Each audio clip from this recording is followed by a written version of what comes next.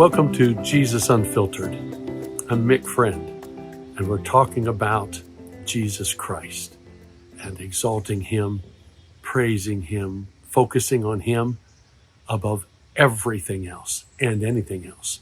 I want to read to you from John chapter 6, beginning with verse number 5. This is one of the four Gospels that record the story of Jesus feeding the 5,000. Verse 5.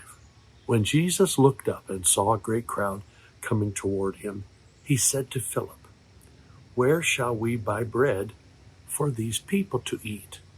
Simple question. Hey, Phil, where? Where's a bakery? Where in the world are we going to find enough bread for all these people? And he asked this only to test him, for he already had in mind what he was going to do. John 6:6. What an incredible revelation of Jesus. He already had in mind what he was going to do. We all know the story of the feeding of the 5,000, but you may not know that he had a plan. Philip answered him, "It would take more than a half year's wages to buy enough bread for each one to have a bite." Philip, that's not what he asked you. He wasn't concerned about how much it would cost and how much it would take for everybody to have a bite. He just said, where shall we buy bread? And Philip had other questions and considerations in his mind, don't we? Another of his disciples, Andrew, Simon Peter's brother, spoke up. "Here is a boy with 5 small barley loaves and 2 small fish. But how far will they go among so many?" Another question.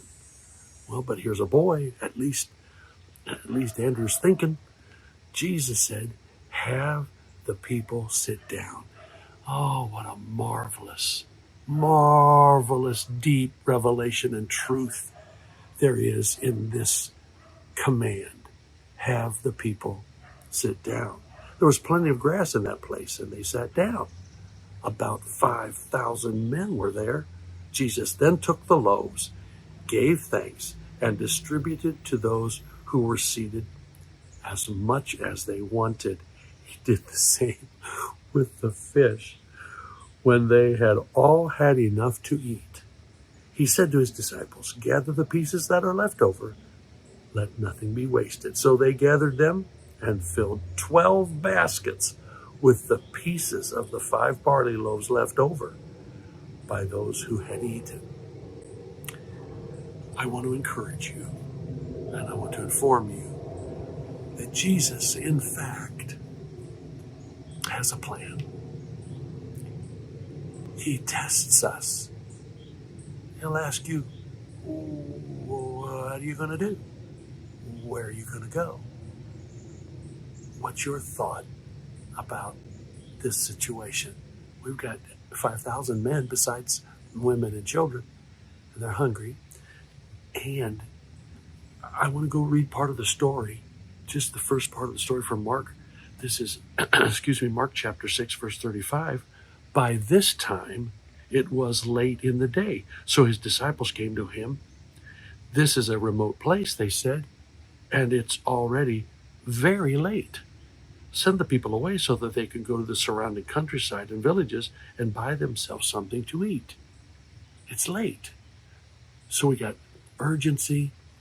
We got a big need, a real big need. Nowhere, we don't know where to buy food.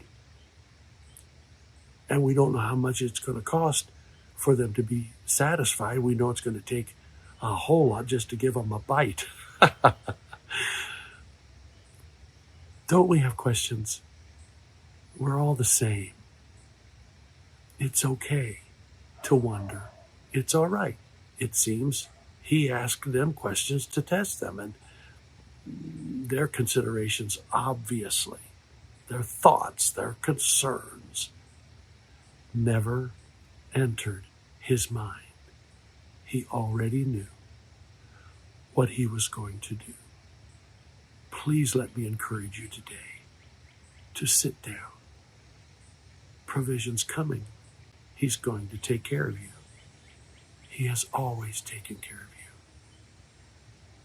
you. And I want to just for a moment linger on the fact that they gathered up 12 baskets full of leftovers. Do you realize that if you have some gas in the tank and some food in the refrigerator and maybe some money in your wallet or savings, that's the leftovers? Don't put your trust in the baskets full of leftovers. Well, they won't go very far without His touch. Do you understand? Don't let savings, don't let your money, don't let your extra provisions be your God. It's just leftovers. He will provide, and everybody will eat, and everybody will be satisfied. And there will always be leftovers. Trust Jesus. I know for some of you it feels like it's late in the day and you're awful hungry. But He has a plan, and He's going to provide for you. Every one of us. That's Jesus unfiltered. You may be wondering, He may be asking what you're thinking, but the truth of the matter is, He's already got a plan. And He's going to execute that plan. So trust Him. That's Jesus unfiltered. God bless you today. I love you all. Amen.